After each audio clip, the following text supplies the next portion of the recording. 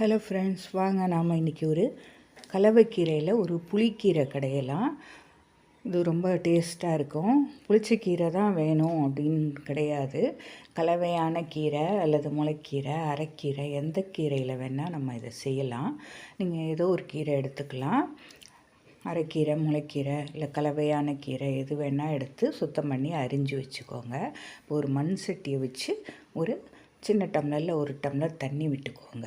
அதில் உங்கள் காரத்துக்கு தகுந்த மாதிரி பச்சை மிளகாய் கிள்ளி போட்டுக்கலாம். 4 மிளகாயோ 5 மிளகாயோ, இது காரசாரமாக இருந்தால் ரொம்ப டேஸ்ட்டாக இருக்கும். அதனால் நீங்கள் அது மாதிரி கிள்ளி போட்டுக்கோங்க. அப்புறம் அதோட பூண்டு பல், உரிச்ச பூண்டு ஒரு 10-15 பல் சேர்த்துக்கலாம். வெங்காயம் சேர்த்துக்கலாம். சின்ன வெங்காயம், பெரிய வெங்காயம் எது வேணால் அதில் சேர்த்துக்கலாம். பெருங்காயம் நல்ல பெரிய துண்டாக ஒரு துண்டு சேர்த்துக்கோங்க.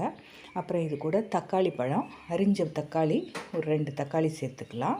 கீரைக்கு தகுந்த அளவாக சேர்த்துக்கணும். இதெல்லாம் நல்லா கொதித்து வரும். ஒரு நெல்லிக்காய் அளவு புளி சேர்த்துக்கணும். இதில் நல்லா சுத்தம் பண்ணி சுத்தமான புளியாக சேர்த்துக்கணும். இப்போது இது மேலே கீரையை வச்சிடலாம். நிறைய இருக்குது அப்படின்னு யோசிக்காதீங்க. கீரை வெந்தோன்னே உள்ளே போயிடும். அதனால் கீரையை அள்ளி அந்த இது மேலே வச்சு நீங்கள் இது ஒரு மூடி போட்டு ரொம்ப வேகமாக அறியாமல் ஒரு சிம்லேயே ஒரு மீடியம் ஃப்ளேமில் வேக வைக்கலாம் கீரையை. இப்போ ஒரு மூடி போட்டு அது நல்லா வேகட்டும்.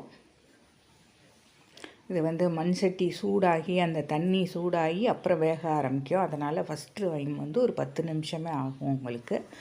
எடுத்து இது மாதிரி ஒரு பெரட்டி விட்டு திருப்பி மூடி ஒரு 5 நிமிஷம் வெந்தால் போதும். இப்போது ஏன்னா ஃபஸ்ட்டே 10 நிமிஷம் வெந்துருச்சு. ஸோ ஒரு 5 நிமிஷம் ஆனால் போதும்.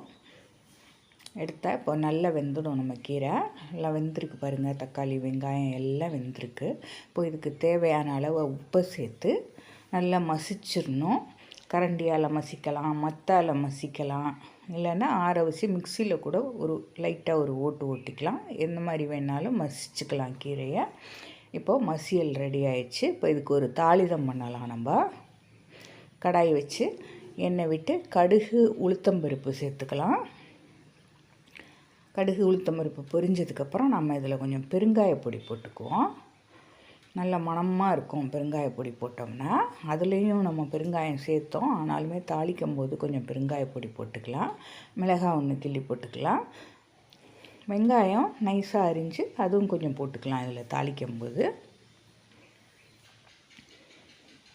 நல்லா வதங்கணும். வெங்காயம் ஒரு கண்ணாடி பதத்துக்கு வதங்கிடணும். வெங்காயம் நல்லா வதக்கினதுக்கப்புறம் இந்த கீரை எடுத்து இதில் வேணாலும் கொட்டலாம், இல்லை இதை கீரையில் வேணாலும் கொட்டி நல்லா கிளறி விட்டுட்டாக்கா நம்மளுடைய புளிக்கீரை ரெடி ஆயிடுச்சு. இது சாதத்தில் போட்டு சாப்பிட அவ்வளோ அருமையாக இருக்கும். புளிச்சக்கீரை கிடைக்காத சீசனில் கூட நம்ம எப்போ வேணால் இந்த கீரைங்களை வச்சு செஞ்சுக்கலாம்.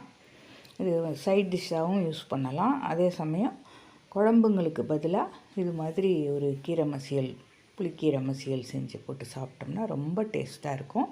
எல்லாருக்கும் ரொம்ப பிடிக்கும். இது நீங்களும் ஒரு தடவை செஞ்சு சாப்பிட்டு பாருங்கள். பிடிச்சிருந்தா லைக் பண்ணுங்கள், ஷேர் பண்ணுங்கள். அப்படியே நம்ம சேனலையும் சப்ஸ்கிரைப் பண்ணிவிடுங்க. இது மாதிரி வீடியோக்களை பார்க்கணுன்னா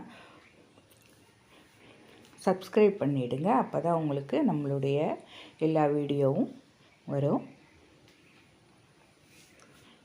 பாருங்கள், சூப்பராக ரெடி ஆகிடுச்சு கீரை. அவ்வளோதான். இதை செய்யறதுக்கு ஒரு மேக்ஸிமம் 20 நிமிஷம் ஆகலாம். அவ்வளோதான்.